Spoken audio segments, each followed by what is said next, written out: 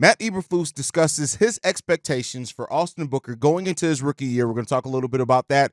Plus, we're going to look at the rookie stat predictions for the Chicago Bears rookie and dive into the mailbag. All that and more right after this. You are now tuned in to Chicago Bears Central, your number one place for all Chicago Bears news and content. What's going on, Bears fans? Welcome to another episode of Chicago Bears Central, your number one spot for everything Chicago Bears related. I'm the host, Derek Hayes, but more importantly, you guys can follow the channel at Chi Bears Central on every social media platform we happen to be on. With that being said, let's go ahead and get into this content for today, y'all. So I want to start this off in talking about Matt Eberflus's comments around Austin Booker and what his role is going to be next season. He said this: you're talking about a rookie, a defensive lineman that's a rookie so we're still in the development of that phase. We feel really good where he is in terms of a pass rusher. We've seen that in preseason, then really working on his game to be an every down end where he can play the run, set the edges that we ask, and do the things that we want him to do in terms of playing run defense on the first and second downs. We're still going through that process. We feel really good about where our ends are. We had some additions, as you guys know. We'll evaluate that as we go through the week. So the Bears are still trying to determine who's going to be that starting edge opposite on the side of Montez Sweat. And because of that, things are still a little bit in flux, and that's fine, right? Like, you have Montez Sweat, you got Billings, you got Javon Dexter. Those are set as your starters.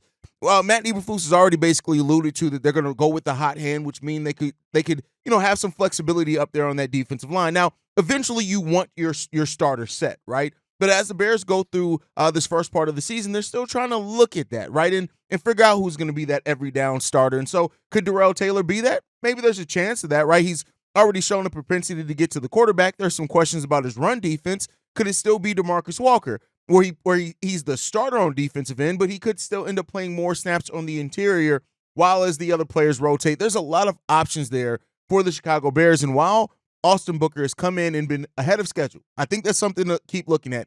He is absolutely ahead of schedule from where the expectation was for him coming into the season, being a raw prospect. We didn't even know how much he would play initially his rookie year, but he's come in, flashed a lot of moves, been able to get to the quarterback. So it just comes down to if he shows enough in the other aspects of the game to be able to be that every down in for the Chicago Bears. And we'll see what happens. I think either way, right, you guys know, rookie expectations are rookie expectations, and we have an article which we'll go over that predicted the stats of every Chicago Bears rookie over the course of their first season. But overall, I just think Austin Booker's already ahead of that schedule, and as they're working to develop him and things like that, his role may increase over the course of the season, or he may end up winning the starting role outright. But let me throw this one to you guys. When you see now the rotation that the Chicago Bears could have on that opposite edge position between Daniel Hardy, Austin Booker, DeMarcus Walker, Dominique Robinson, anybody, Jacob Martin, right? I think he's still on the roster. But when you look at that, who do you think is going to end up being that starting edge for the Chicago Bears? Let me know that down below. Now, with that said, Ryan Poles has also talked about his expectations for Caleb Williams, which I want to get into for a second. But we got to talk about how Caleb Williams just got even more motivation. So, according to an anonymous NFL player, said this: you realize you've got all that pressure, and he put that pressure on himself. If he doesn't come out here like Patrick Mahomes level, then he's a bust in everybody's eyes. First of all, when I saw this report that an anonymous player, whatever, said this about Caleb Williams, knowing the type of player that Caleb is, all I looked at it as, is this going to be more motivation for Caleb Williams? Now, for what it's worth, Ryan Poles has already talked about what his expectations are for Caleb, saying this: it's fairly natural. We've all been in teams before, but there's people that come into those situations and they try too hard, and it's like, man, that's awkward, and it's hard to buy into that. Then there's guys that can just navigate that so naturally because they're authentic and it's real. That's what he's done. On top of that, as a professional player, you have to perform. You have to do some things that guys are like, okay, there's something about you, and then pair that with good social skills. Some cool things happen, and leadership starts to blossom, and that's what you see now. Ryan Poles basically saying, listen, we're more so looking at the leadership aspect. Yeah, there's results on the field that need to happen, and make no mistake about that, right? That's what comes with being a quarterback and the number one overall pick, and especially when you're the Bears quarterback. But at the end of the day, like, they put the situation around Caleb Williams to try to put him in the best situation where he doesn't have to do too much, where he just can naturally do the things and progress through his game. And Poles continuing that, saying this: I want him to lean on the talent around him. Then when the time is right and it's an instinctual thing, that's when you do the special and balancing that. Sometimes it's going to get out of whack in one way and the other, but always come back to that. The neutral place is where he's at his best. I think he has that just from studying him and watching years of tape on him. I think that's the big thing, is just lean on the guys around him, be instinctual, let those wow plays happen at the right time. We saw it a bit in the preseason. It's going to be important.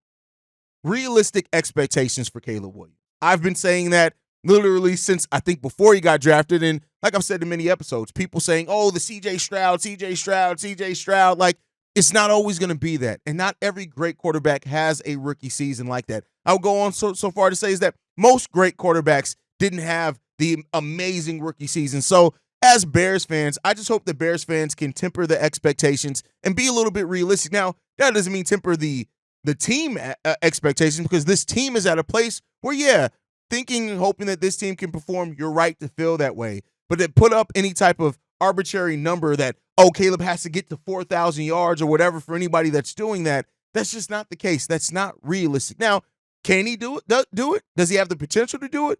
That's a different topic. But at the end of the day, he doesn't have to do that for him to all of a sudden avoid being this bust label, right? So, that's what it comes down to it. And, of course, there's going to be Bears fans that waver all back and forth all throughout the season and have excitement, not have excitement. But at the end of the day, I'm really excited about where this team sits. And that excitement extends to kind of the expectations. So there was an article here from Jerry McCarron. Want to give him his credit here on doing stat projections for all the Chicago Bears 2024 rookie class.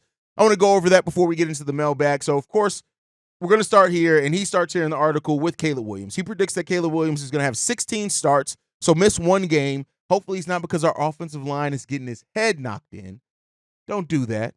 But 16 starts, going 345 completions out of 540 for 3,950 yards. So he has him coming just shy of that 4,000 touchdown mark. 28 touchdowns, 10 interceptions, 420 rushing yards, and 5 rushing touchdowns. I'll tell you what, if Caleb Williams puts up almost 4,300 yards from the field, right? Overall from the field in both rushing and passing, and 33 touchdowns in his rookie year and only 10 interceptions, it's probably the greatest Bears rookie quarterback performance ever. And so I get it where he's projecting this to be under that 4,000 yard mark and 30 passing touchdowns mark. And I get it, that's probably intentional in that. But I think that if this were to be the numbers that Caleb Williams puts up his rookie year, there's no negatives in that. Now, of course, people are going to say, well, how many wins are we getting in that? And that's the Bears fans that I love, if you're asking about wins more so than these arbitrary numbers. So, we'll see with that. And if Caleb Williams puts up those type of numbers, that's a Pro Bowl year in year one. And that's the things that you're looking for, more so than him living up to CJ Stroud's numbers or anything like that.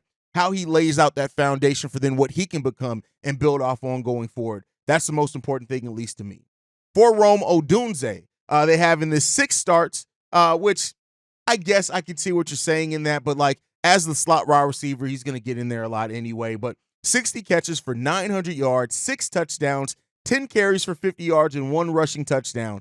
950 yards from scrimmage and 7 touchdowns in your rookie year. I don't think that that's a bad thing. And I actually do like the prediction of him getting 1 rushing touchdown, because I do think we're going to use him on a play running wise, and he's going to break off for a big gain there. And so I'm not surprised at that with the number of wide receivers that we have here as well, that depth, getting 900 yards for him in that rookie year, considering you're the slot receiver behind Keenan Allen and DJ Moore. That's a really great season there as well. But, of course, I would love to see him get towards that 1,000-yard mark. But, we'll see there. For Kieran Amagaje, the prediction were 12 games played and 2 starts. Again, with offensive linemen, it's kind of hard. You're not going to say the number of pancakes or anything like that. But I think that's a good number for Kieran Amagaje, considering that not fully healthy. He is fully healthy now, but didn't start off that way. And they're still going to ramp him up slowly. They've already said it. Ryan Poles has said that they do want to get him in games, though. So there's not really a question on if he's going to play. It's just when. And so I think that the Bears are going to want to take that long look at him, especially with some of the questions up and down that offensive line for the future, right? Is Tevin Jenkins going to get that contract extension? What does Braxton Jones look like? Does he solidify that he's just the future starter? Or maybe does he turn into a depth piece? Does anybody get hurt, right? So there's those type of things out there for Kieran Amagaje. But if he starts 2 games this year and plays in 12 games, I think that's a really solid start for him. For Tory Taylor, punter, they have 60 punts, 50-yard average in that, and 35 punts inside the 20. I mean, I wouldn't be surprised if that's undercutting Tory Taylor some, because this guy just seems like he's just going to be ready to go. Maybe, like I said, may become the best punter in the game of football in his rookie year. And then lastly, for Austin Booker, 16 games played, 9 starts, which means he's starting over half the season, 20 tackles, 4.5 sacks, 7 tackles for a loss, and 1 forced fumble. I like that prediction for Austin Booker. Now, of course, if he becomes the starter from day one, maybe those numbers become skewed. Before, a player that was coming in here, that we drafted, got that raw label, has really worked on his game already and added so much. If you end your rookie season with 4.5 sacks, 7 tackles for a loss, and 1 forced fumble, and 9 starts, I think that's a pretty damn good start for your career with the Chicago Bears. But let me know what you guys think on Jay McCarron's stat projections here for the Chicago Bears rookies. Let me know that down below. But with that said, it is Friday, so it means it is Mailbag Day. Let's go ahead and get into these voicemails. This one's from Taurus. How's it going, Hayes? This is Taurus from Chicago, diehard Bears fan. And my comment today is for the episode about Tyson Bagent turning into a future trade. I believe so. He plays great to me.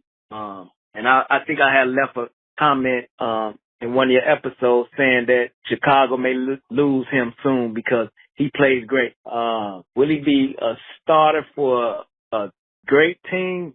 No, he's going to have to start at probably one of those teams that's working on getting together.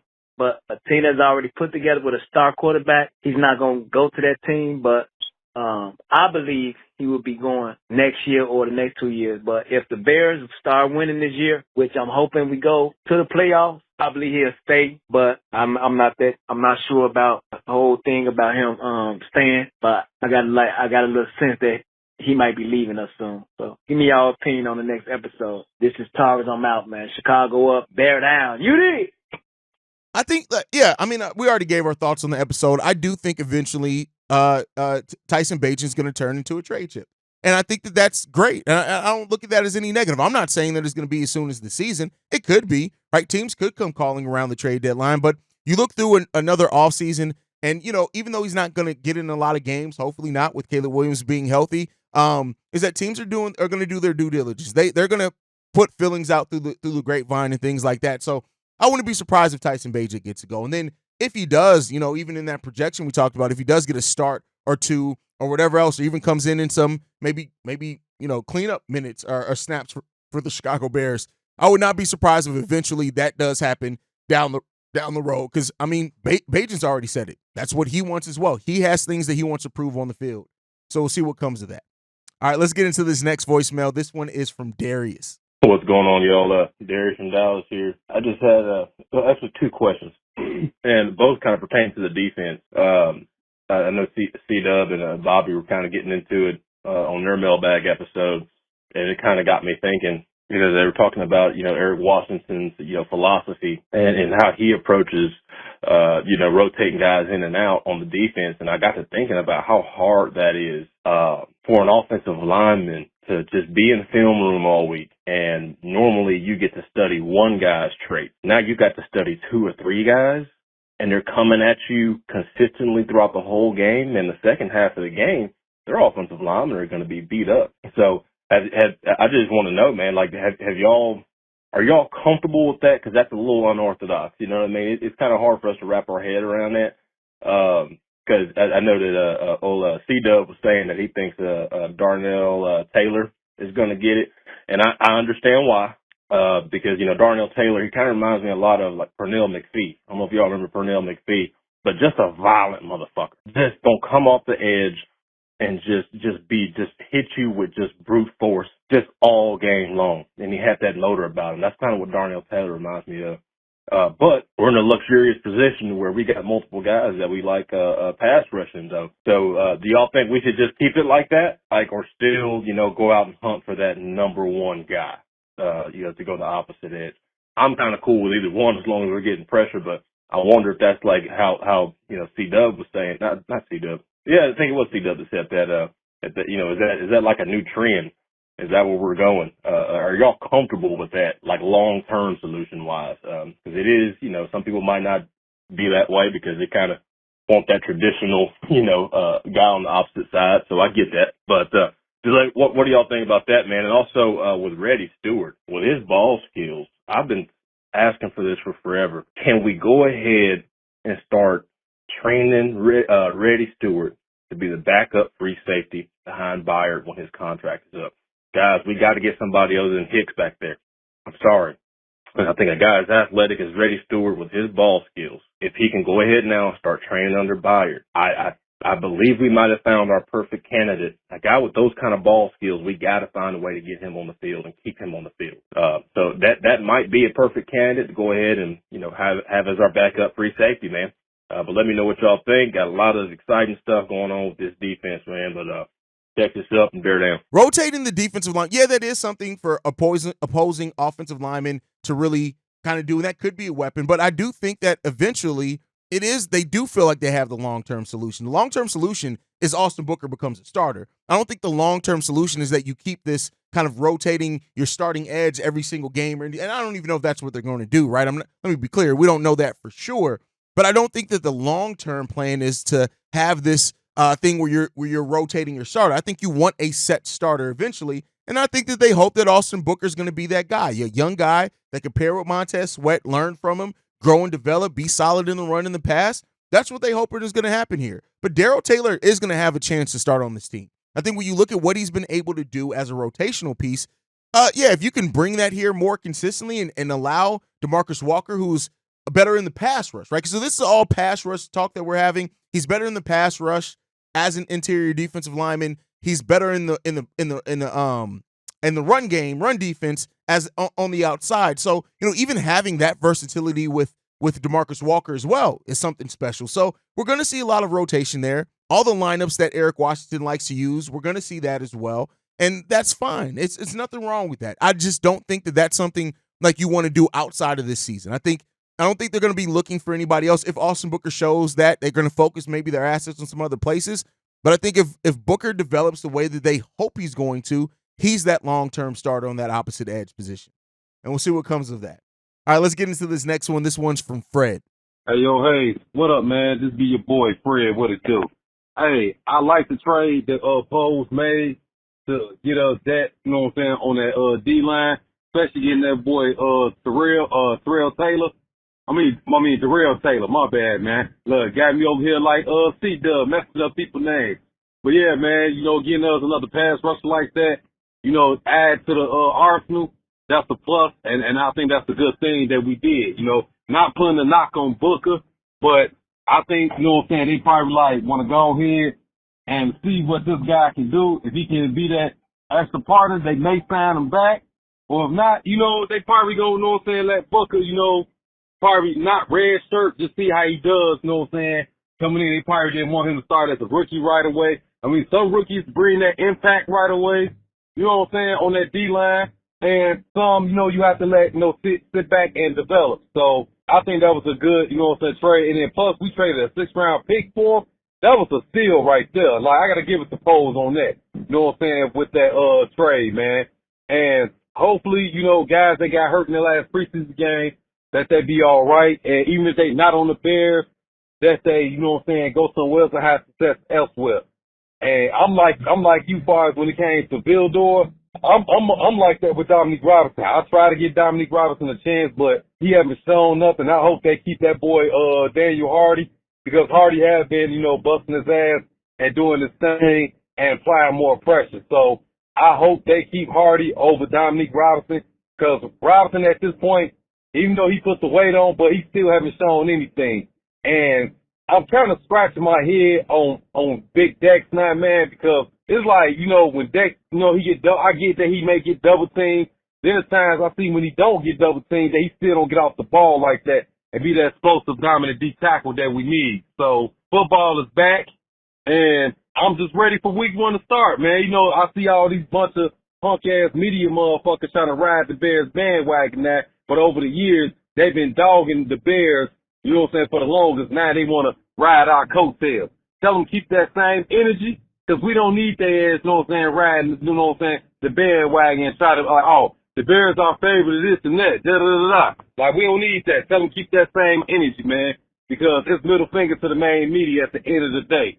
But I just hope Taylor can be that quarterback that we need, and we can get to the playoffs, and he'll talk about the Super Bowls as well, too. So let me know what you think, man. Chicago up, bear down to nothing. Darrell Taylor is a calculated risk by the Bears front office. I think there's no way around it. He's a calculated risk. You've gone out there and you've gotten a guy who shows you that in rotational minutes, he can get to the quarterback and put pressure on the quarterback, and that's exactly what you need. He's doing it at a really good rate per the number of snaps that he played, and he still has a chance to maybe turn into a little bit more for you. So I absolutely think that this was a calculated risk, and you got that for a 6th-round pick? Yeah, absolutely.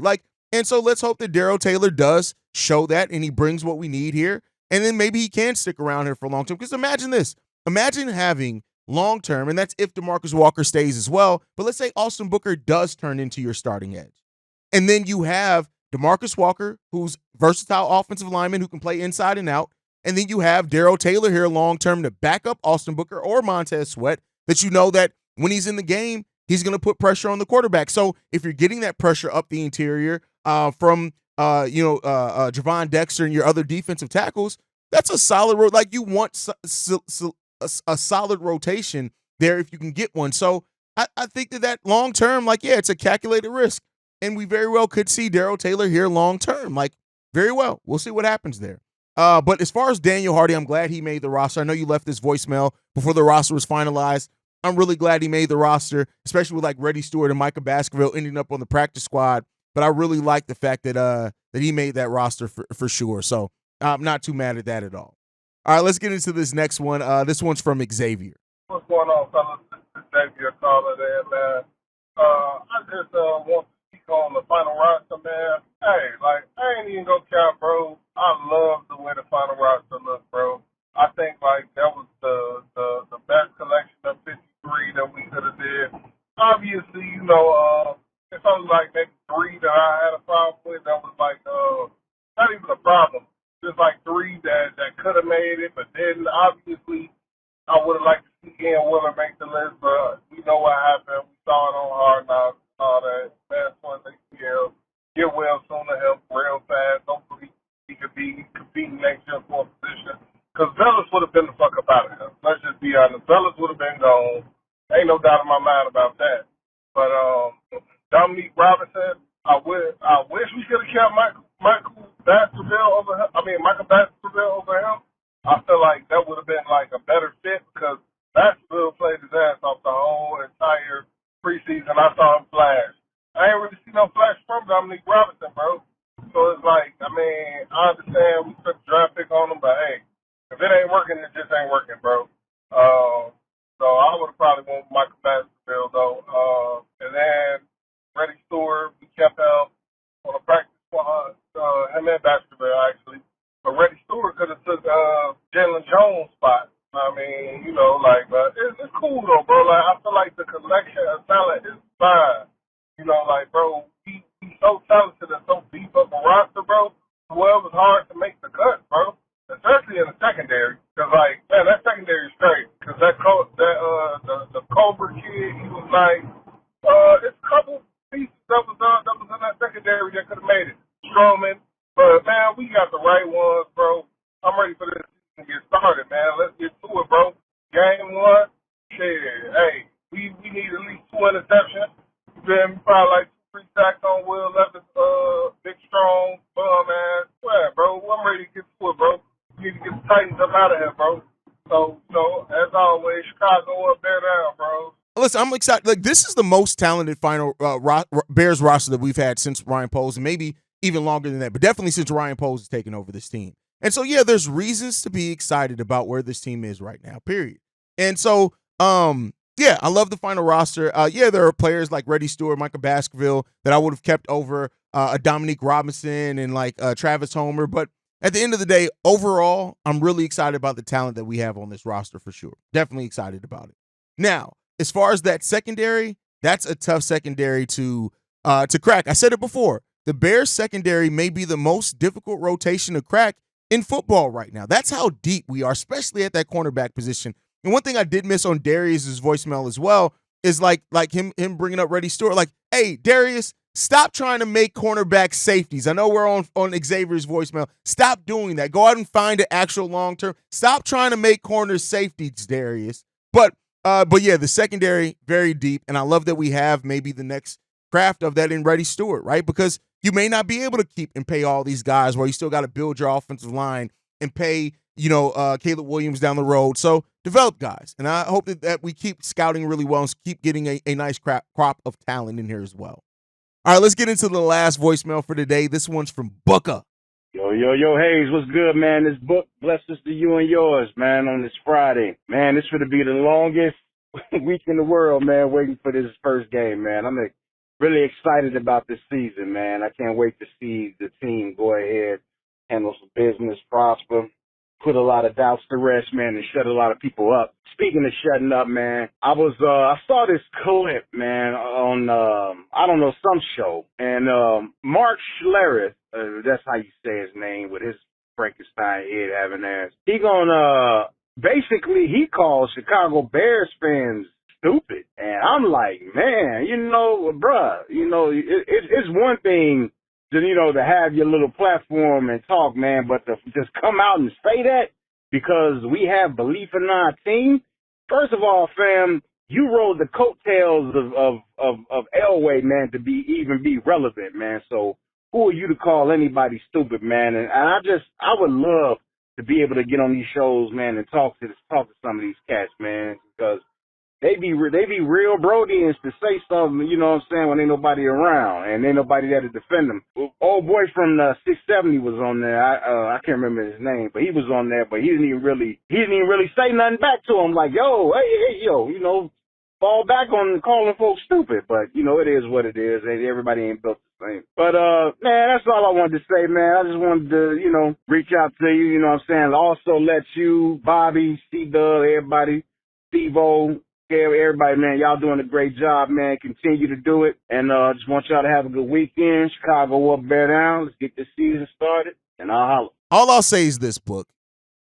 Bears fans have the right to be excited. They have the right to be stupid excited about this team right now. Now, in being excited, still maintain realism of where this team is, where it's going to go, and the things that we have to overcome as a team, because we still got tons of things that we need to overcome as a team. That does not go away just because of the expectations and the excitement that we have. But no, Bears fans have the right to get excited about this team because of the talent on this team. But like I said, I'm stupid excited. But I'm going to maintain the judgment once the games are happening to see where we are. But I'm crazy excited about this team. I'm going to maintain being crazy excited about this team because that's where we are, and we've earned that right to be at that place, in my opinion. I love where this team is. I love what we've gone through, and we just got to continue it, man. And hopefully we rock it out.